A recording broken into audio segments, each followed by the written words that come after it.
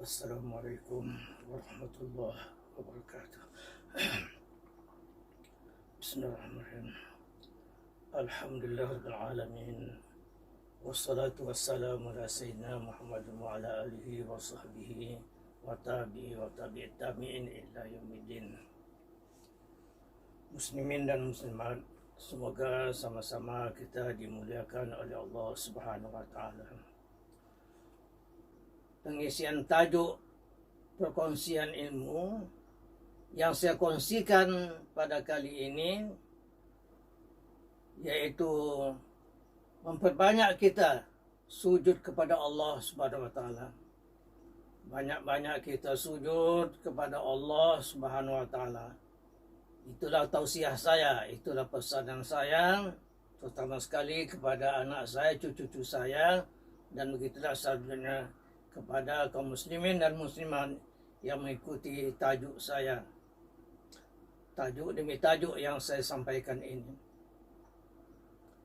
Tajuk ini saya ambil daripada satu hadis, potong hadis sahih, yaitu Sahih Muslim yang diriwayatkan oleh Rabi'ah bin Ka'ab al-Aslami. Katanya, pada satu kali Nabi Muhammad sallallahu alaihi wasallam mengatakan kepadanya, "Wahai Rabi'ah bin Ka'ab, mintalah kepada saya apa-apa saja yang kau minta, apa-apa saja yang kau mau, supaya saya mintakan pula kepada Allah Subhanahu wa taala." Kalaulah kita tahu bahwa Nabi Muhammad ini doanya dimakbulkan Tuhan. Tentu saja kalau kepada kita, mintalah katanya, supaya aku mintakan kepada Allah. Tentu saja bagi kita ini banyaklah macam yang hendak kita minta. Mungkin saja ya, kalau kita yang miskin ini minta kepada kaya, menjadi kaya. Kalau kita mengaku kita bodoh, minta kita supaya kita jadi pandai, dan lain-lain sebagainya lah. Tentu saja manusia ini pandangannya kalau masalah keduniaan ini, itulah kalau sakit minta sehat, kalau miskin minta kaya, kalau susah minta senang, dan lain sebagainya.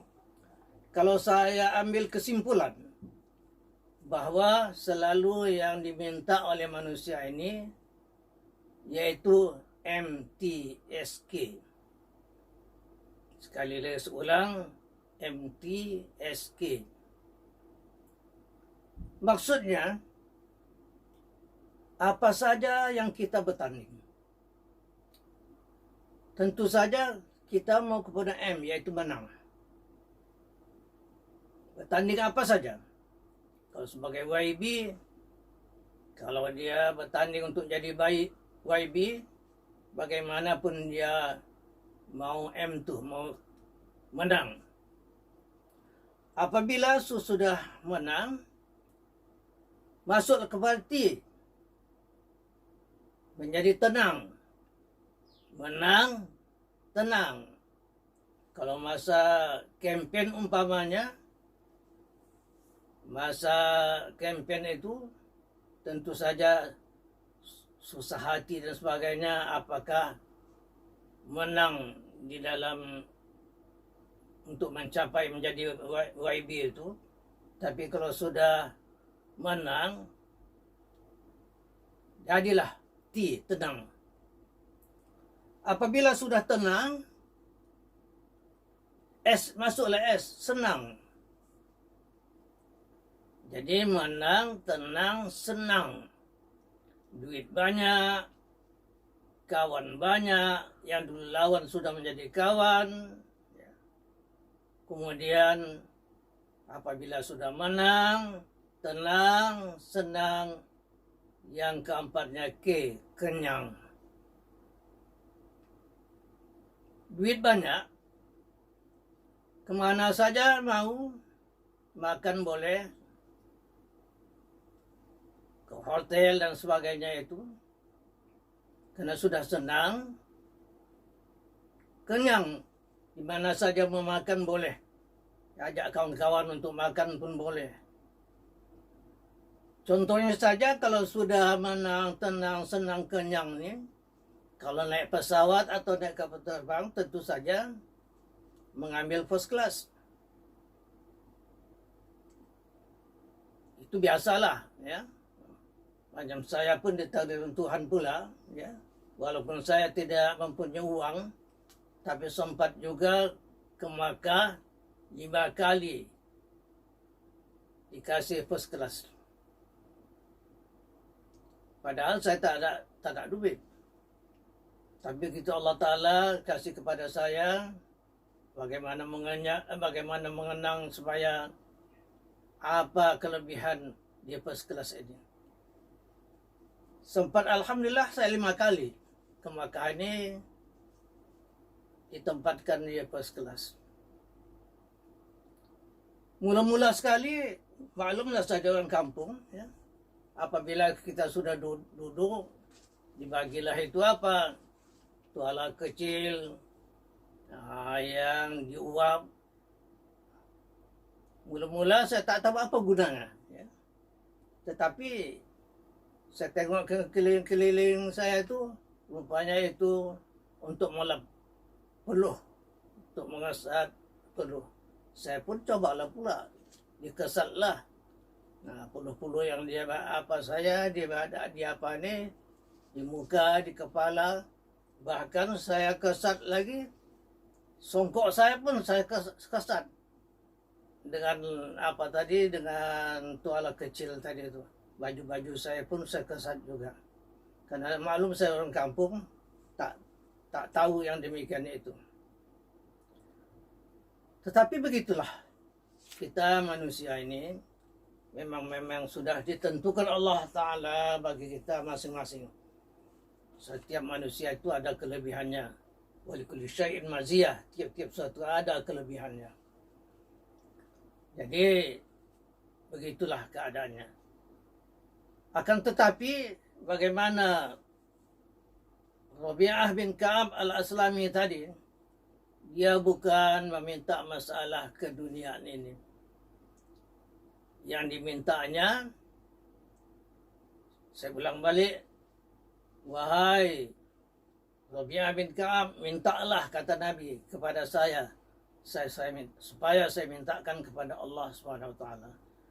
Yang diminta oleh Rabi'ah bin Ka'ab ini, as'aluka ngrapaqataka fil jannah. Maksudnya, as'aluka, saya minta kepada engkau ya Rasulullah, bagaimana saya nanti dapat berteman kepada engkau fil jannah, di surga nanti. Itu yang diminta oleh Rabi'ah bin Ka'ab al-Aslami ini. Sentiasa berkawan dengan Nabi. Dikatakannya selama dunia ini saya tetap berteman dengan engkau. Saya layan engkau apa kehendak engkau ya Rasulullah. Saya tetap berteman kepada engkau. Tetapi di surga nanti mungkin payah untuk berkawan dengan engkau ya Rasulullah. Tapi saya minta itulah, tolong mintakan kepada Allah Subhanahu wa ta'ala. Tapi katakan lagi, Ghazalik, adakah yang lain demikian itu? Jawab Rabi'ah bin Ka'ab, huwa zaka. Itu saja ya Rasulullah.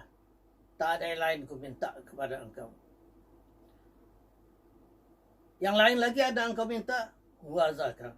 Itu saja ya Rasulullah. Kalau begitu kata Nabi, wa'inni ala nafsika bi kasrati sujud. Tolonglah aku supaya engkau memperbanyak sujud kepada Allah Subhanahu wa ta'ala. Tolong aku supaya engkau banyak sujud kepada Allah Subhanahu wa ta'ala. Itulah tajuk yang saya sampaikan ini berkenaan dengan hadis Nabi inilah, yaitu kalau kita mau berteman dengan Nabi surga nanti, banyakkanlah sujud kepada Allah Subhanahu wa taala. Maksud banyak sujud ini tentu saja semua sudah paham, yaitu banyak kita solat tatawwu kita, solat sunat kita. Yang demikian itu tak mengapalah, saya tausiah saya yang akan datang, saya sampaikan apa-apa tuntutan kepada kita masalah sujud ini. Masalah sujud ini yaitu banyak-banyak sujud, maksudnya banyak-banyak kita melakukan solat sunat. Tak apalah, nanti akan saya sambung yang tausiah yang akan datang. Mudah-mudahan kita ini sama-sama kita hayati, supaya kita berbanyak sujud kepada Allah Ta'ala.